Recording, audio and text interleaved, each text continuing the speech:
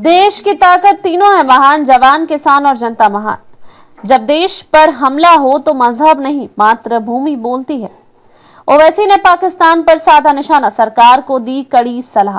वक्फ कानून पर असहमति, लेकिन राष्ट्र की रक्षा सर्वोपरि। ओवैसी का संतुलित लेकिन सशक्त संदेश।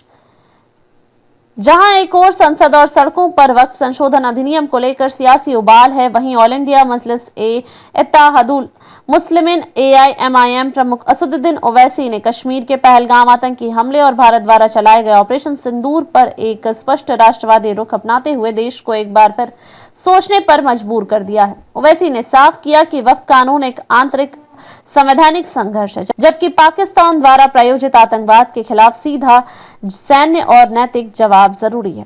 पहलगाम हमला, आतंकी हदें पार, देश को मिला करारा झटका। 5 मई 2025 को हुए पहलगाम आतंकी हमले में 26 निर्दोष लोगों की निर्मम हत्या ने पूरे देश को झकझोर दिया।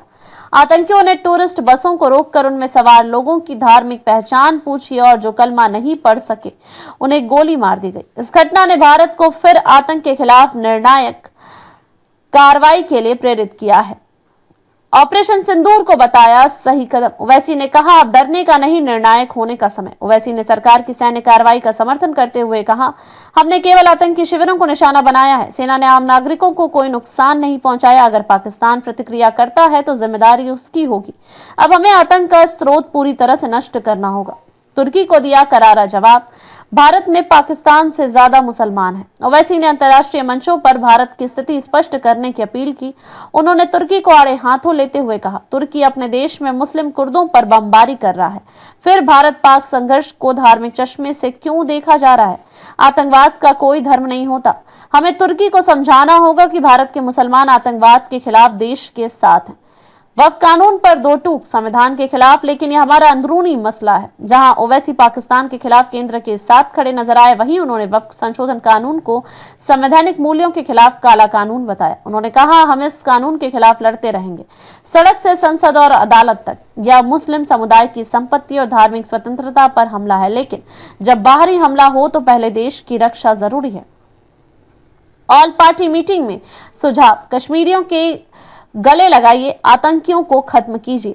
ऑल पार्टी मीटिंग में सुझाव, कश्मीरियों को गले लगाइए, आतंकियों को खत्म कीजिए। ऑल पार्टी बैठक में ओवैसी ने निम्नलिखित अहम सुझाव रखे। TRF द रेजिस्टेंस फ्रंट को अमेरिका और ब्रिटेन से अंतर्राष्ट्रीय आतंकवादी संगठन घोषित करवाया जाए। दूसरा, FATF में पाकिस्तान की ओर से ग्रे लिस्टिंग करवाई जाए।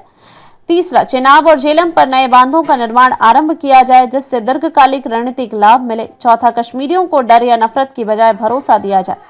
पांचवा, हिंदी अंग्रेजी के साथ उर्दू में भी सभी सरकारी सूचनाएं जारी हों।